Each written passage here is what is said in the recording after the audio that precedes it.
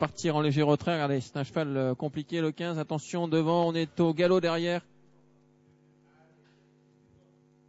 Alors, est-ce que ce départ va être validé?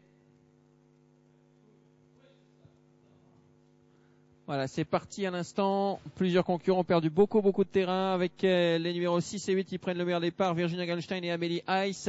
On vient à l'extérieur avec le numéro 11. Alors on a perdu toute chance avec le 16, avec le 5 également, c'est-à-dire Abraham Lindeveld et le 5 Aziza du Lombard qui ont perdu beaucoup de terrain. Beastie Boy est parti très prudemment et a un peu de mal dans ses allures à l'heure actuelle, le numéro 15, et il perd également beaucoup de terrain. Avec toujours Amélie Ice qui a l'avantage. Virginia Gallenstein qui vient en deuxième position, suivi encore par Charmeuse de Crécy le 4. À l'extérieur il y a Blue Dream JV, le numéro 11 qui vient quatrième. Beastie Boy est à l'arrière du peloton mais essaye de recoller à ce peloton. Je vous rappelle que dans cette épreuve il y a quand même 2300 mètres à courir, donc on a encore un tour et demi à effectuer. Le 16 vient d'être disqualifié, il est encore au galop à l'arrière du peloton.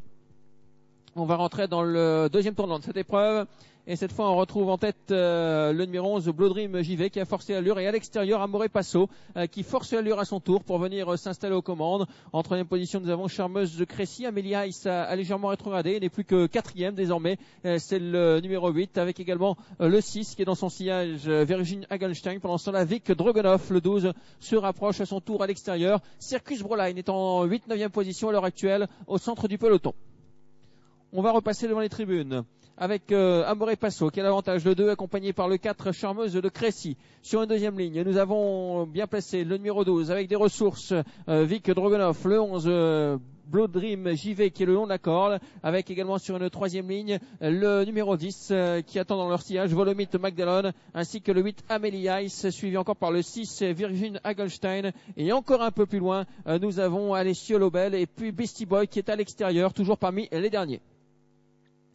Et fort à l'extérieur du numéro 10 qui vient dans le tournant du chemin de fer en troisième épaisseur, ce numéro 10 avec toujours aux commandes le 2 Amore Passo, à Charmeuse de Crécy, le 4 est au centre, et surtout ce numéro 10 qui est revenu tout à l'extérieur et qui continue de se rapprocher, Volomite Magdalene. Superbe effort également à l'extérieur de Beastie Boy.